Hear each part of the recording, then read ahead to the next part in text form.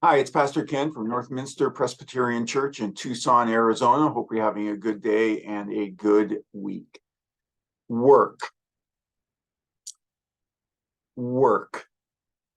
In many ways, we have a love-hate relationship with that word and what it implies, doesn't it? Work. We love it because we know that it builds character.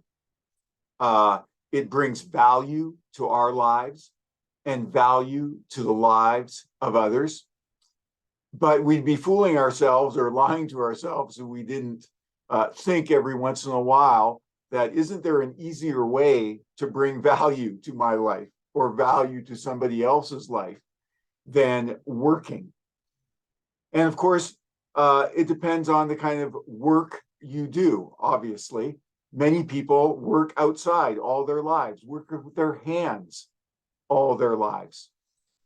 Many people work more with their mind and their emotions or their creative imagination. But whatever we think of work, we know that God created it in the first place. And yes, sin takes over that work and it makes it difficult. It makes it hard. As Genesis puts it, work becomes now the sweat of our brow. And yet it still is pleasing to God, and it still does bring value to life. Most of us have worked hard, if not all of us have worked hard in our lives. People work hard everywhere, no matter where I've traveled, whether it's Mexico or Africa or other places in the world, the Caribbean, on mission trips. I see people working hard, many people working the land. Many people experiencing, hopefully, the value of working with their hands and working with the land. And that value comes from growing, producing, so that others will have, and so that they themselves will have. Work is embedded in us. And in many ways, work sort of forms our identity, who we are. And in many ways, that's a good thing.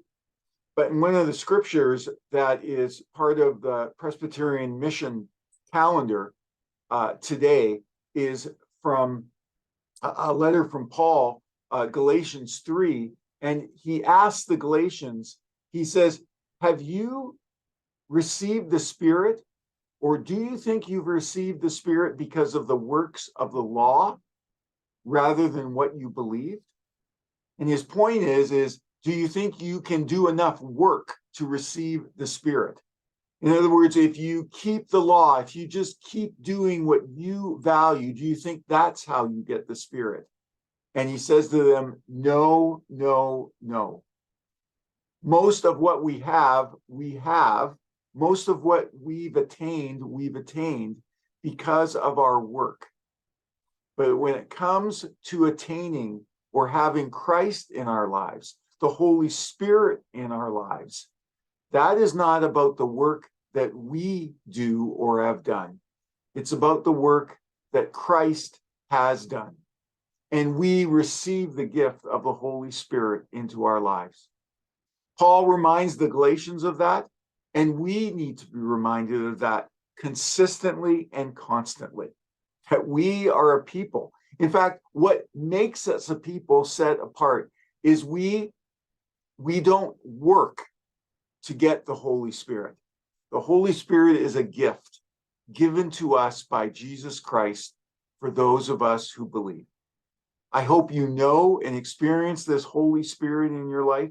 And if you think somehow you need to keep working to get the Holy Spirit or to get more of the Spirit, to do more or to be better, that's not what Paul would say.